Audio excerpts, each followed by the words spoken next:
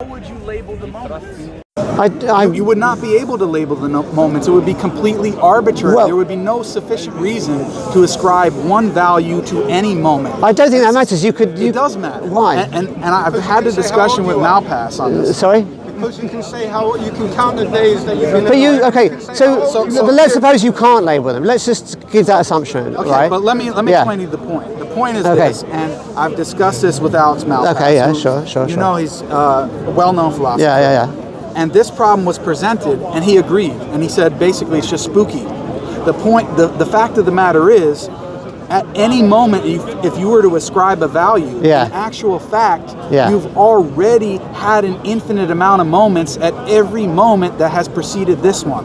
Yes. That's the problem. But I don't see what the problem is. Because you're supposedly traversing an infinite amount of time. No, but you're not. But that's the thing, right? So this is the thing. When we know example we gave, we imagine like weird time travel. At infinity. Yes. It's just like boom. Yeah. Infinite. It's always there. But what's the problem with that? Because the problem is that you know Alex Malpass's arguments on this. Yes, of course I do. Yeah. Right. So what's Alex Malpass? What he's arguing? He's saying you can't end an endless series. Yeah, correct. But you can end a beginningless series.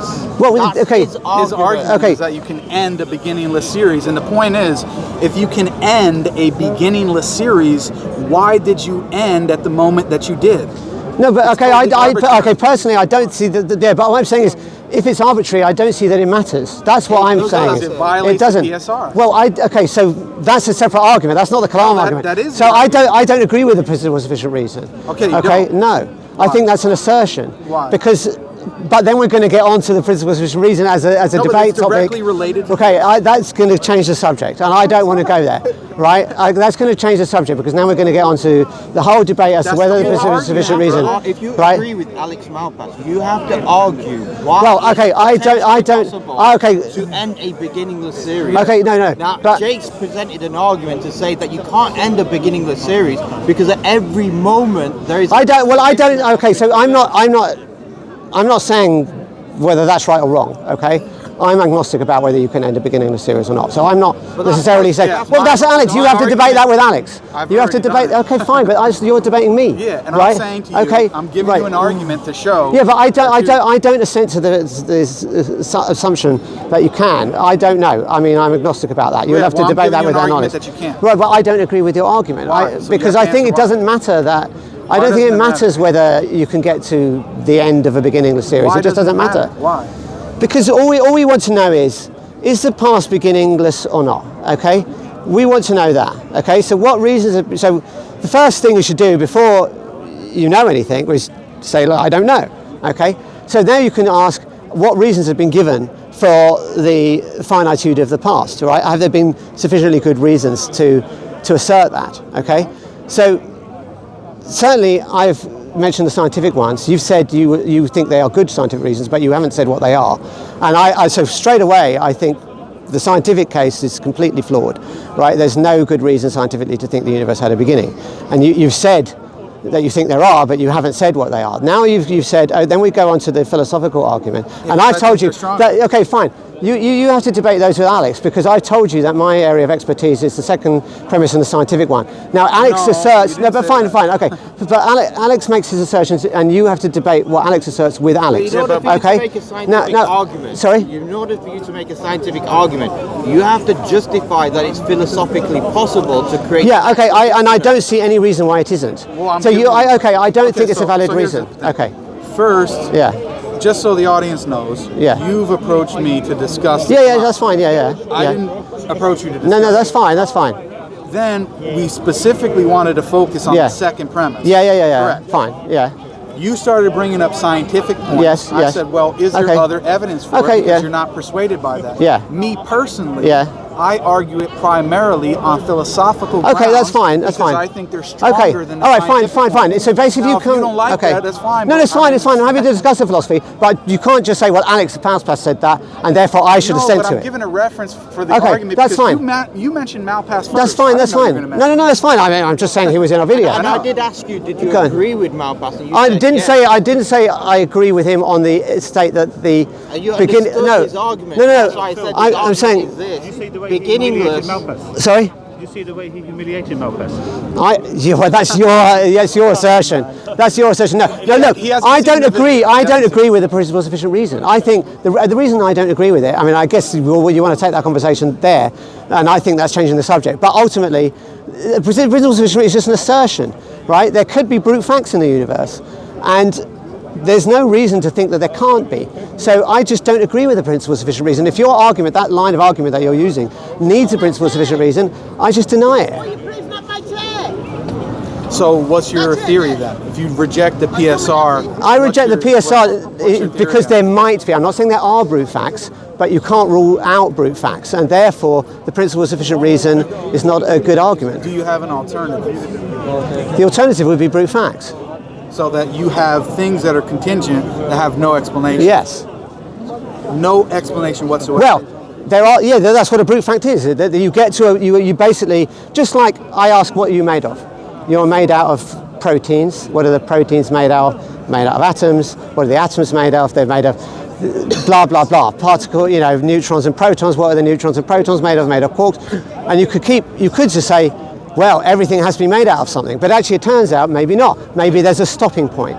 So similarly, it's conceivable that when we ask for what caused this, why is there a reason for that? Why is there a reason for that? Why is there a reason for that? It might be, and it's certainly conceivable. It could be. I'm not saying this is true. Yeah. I'm not someone that. Sean Carroll asserts that there are brute facts, and I'm not making that assertion. I don't agree with him, but I think there could be. But you understand the problem that you have when you turn around and say what are you made out of. Yeah. Ultimately, you're saying there is no explanation as to what you're made out of. No, that's not what I said. What I said was the implication of what you're saying. Okay, hang on. So what I said, I'm trying to give you an analogy of what you're made of. And generally, when I ask what you're made of this, that's made of that, that's made of that.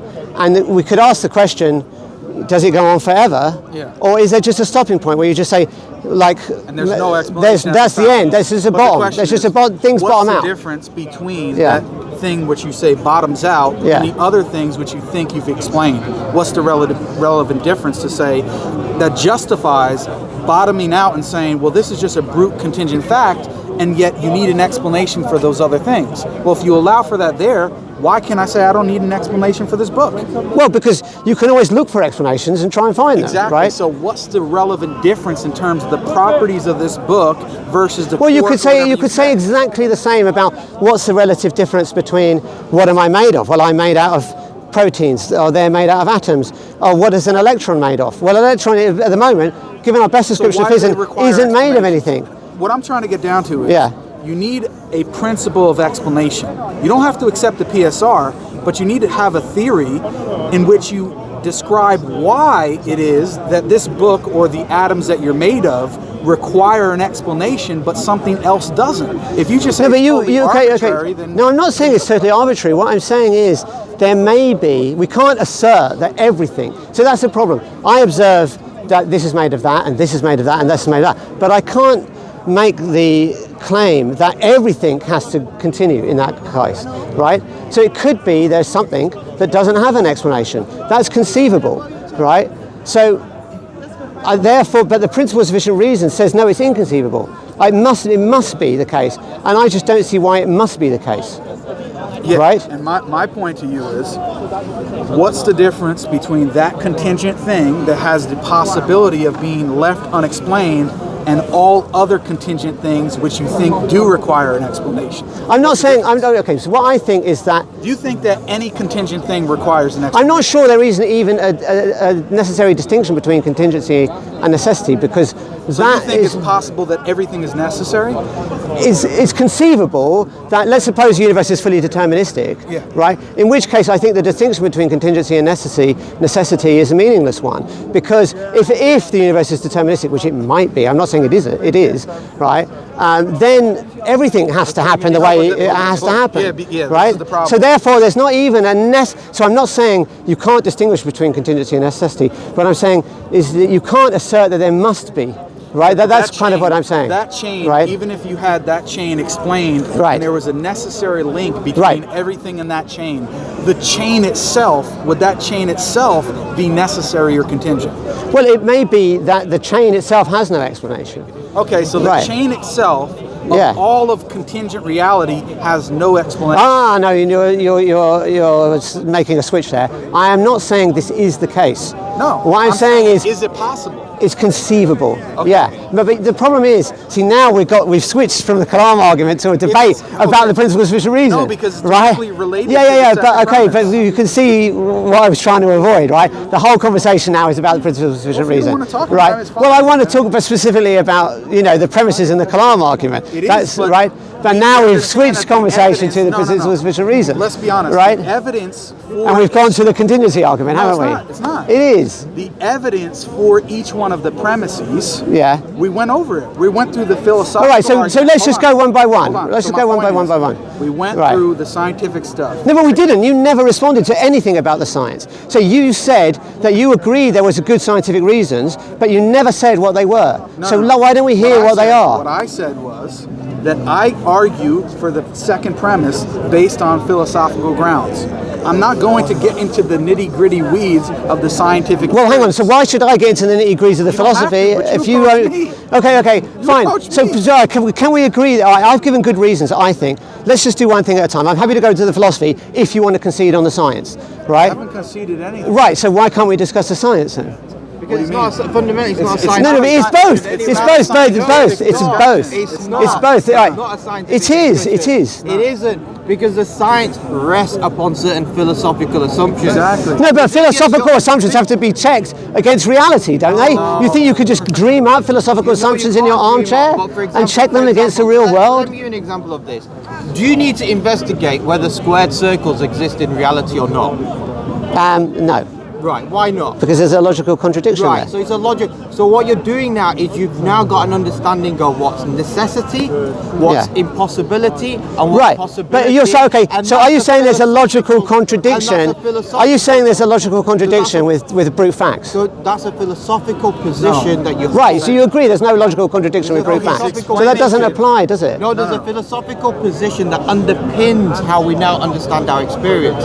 So But before, these- you want to okay. go into a discussion of the experience, whereas what we're saying, no, you need to go to the fundamental. What I don't want to do is change the topic from the Kalam to the principle of sufficient reason. That's a different debate, a different Even topic. If you want to And go what, into the right? Kalam, That's the discussion is not. no, but what straight does the away we've science moved. say? No, The but it science- is the discussion will be about because you've what does the fundamental because right you of have the said philosophy that we you use. have said okay. Look, fine. We did discuss the philosophy. I said I don't agree with the principle of sufficient reason. Your philosophical argument is you need the principle of sufficient reason. I dispute that. Right? We have discussed that. Right? So I'm what- telling you the problem. right? We're still working on the problems. The problem is that Yeah. you're saying that there's one contingent thing which doesn't require an I know. No, I'm not saying there is. No, I'm we're saying it's conceivable we're saying that it's there is. conceivable. Yeah. Okay, if it's Okay. conceivable that Yeah. there's a contingent thing that doesn't require an explanation. But it's not necessarily contingent. Oh, sorry. What do you mean? You finish. You finish. Sorry. Is it like for you, brother? It's necessary? It could be that there's no meaningful distinction between contingency and necessity. That's conceivable as well. I know, but this is the trouble. Yeah. You're telling me all these different things of it could be or could Yes, not be. yes, correct. But you're not taking a position on anything. That's a reasonable thing to do because we don't know. So you don't know the difference between something that's necessary and something. I know the difference, but I'm not saying that the difference is necessarily meaningful. Okay, do you think there is a difference? Not necessarily. It depends on whether the determinism is true or not. And I don't know whether Okay, determinism so you is true. don't think that 1 + 1 = 2 and this book existing is any relevant difference? Well, I think that I'll just restate my point. If determinism is true, then it's not meaningful to make a distinction between. Look, what does contingent mean? It means it could be something different, right? be otherwise. It could be otherwise. But if determinism is true, nothing could be otherwise. Yes, Determinism it is has not nothing the to do with same it. as necessity. No, They're two but separate explain to me, if determinism is true, how could things have been different? Because Causal the chain chain could have been itself could have been different. How You're do you establish that? Because then that comes down to a discussion how you understand contingency. Yeah. What's your theory of contingency? Exactly. Right, Because but- you talked before, you've used several times throughout this Yeah. conversation, Yeah. conceivability. Yeah. Correct? Yeah. Can we conceive of a different chain other than the one that exists? Yeah, we can conceive it, but that doesn't mean it actually could exist. Okay, then why have you been appealing to conceivability for the possibility thereof this entire conversation? Because look, I can conceive of all kinds of things, but it doesn't mean that the fact that I can conceive them means they have any reality to it. This entire conversation, you've been appealing to conceivability. Because you have to say, I can conceive of something, right? Does that mean it's possible? Not necessarily. You have to. We can debate. No, the fact that you can conceive of something, right, means we can have a discussion about it, right? It doesn't mean that it necessarily follows from conceivability to reality. I'm not saying right? it necessarily follows. I'm saying whether or not it's possible. Well, again, when we say possibility, okay, when you're saying but statements about possibility depend on other statements, don't they? Exactly. So right. What's your motive? So if I'm not saying I know whether the universe has this distinction or not. It may do, it may not do, right? But what I'm saying is you can't assert between, let's say, contingency and necessity. So the universe could be necessary. It's certainly conceivable. Why not? Why couldn't the universe be necessary? You say it could be conceivable, but right. that word renders it contingent. No, well, okay. Tell me why the universe couldn't be necessary. Because you're just saying, just in your words, if we understand contingency, but we're not going to. If we understand contingency as that which could be otherwise, and we're saying the universe could necessary, could not be necessary, then by definition it could be otherwise. No, I disagree. No, I disagree. Because, okay, let's put it this way: I could conceive of the fact that when I leave here, I'm going to teleport to Sydney, right? I could conceive of that, but it turns out in reality that can't happen. Okay, so the fact that I can conceive of it, so what I'm saying is there is a distinction. There are laws of physics that decide, and there's a reality about the world that decides what can and can't happen. But now that is not the same as when. But that's what I'm saying. That's not the same as that I can imagine it happening, right? But the problem is we don't know necessarily what the laws are, right? We don't know what is allowed and not allowed, right? So that's the distinction I want to make. We're going to have to wrap it up because I do have to speak. But all right, for 5 minutes, right? We've talked about the philosophy a lot. So can I ask you? You did say that you assented to the scientific case for the beginning to the universe. So, given in our last 5 minutes, could you not say one thing to defend that view? Given that you said you thought it was correct. Defend what view? The scientific view that the universe had a beginning. What is the evidence for that? The BGV theorem is one. The BGV theorem. So, all right. So here's what I would recommend. Why does the BGV theorem prove the universe had a beginning? I didn't say that it proves it. Well, all right, it shows it. Based on fine, not proof. Based on certain assumptions. Which assumptions? Well, my point to you is this. Okay. Let me finish. Okay. The BGV theorem. Certain things like the cosmic microwave background, the idea of the law of thermodynamics, all of these points, I think, are evidence for the fact that the universe had a beginning.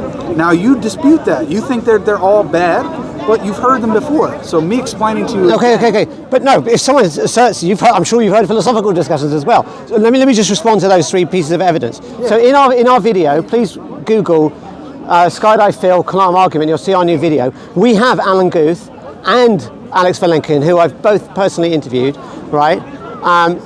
Basically say the BGV theorem does not prove the beginning to the universe. All it does is show that inflation cannot avoid a singularity. It shows there's a beginning to inflation, but it doesn't prove the beginning to the universe. That's just not true.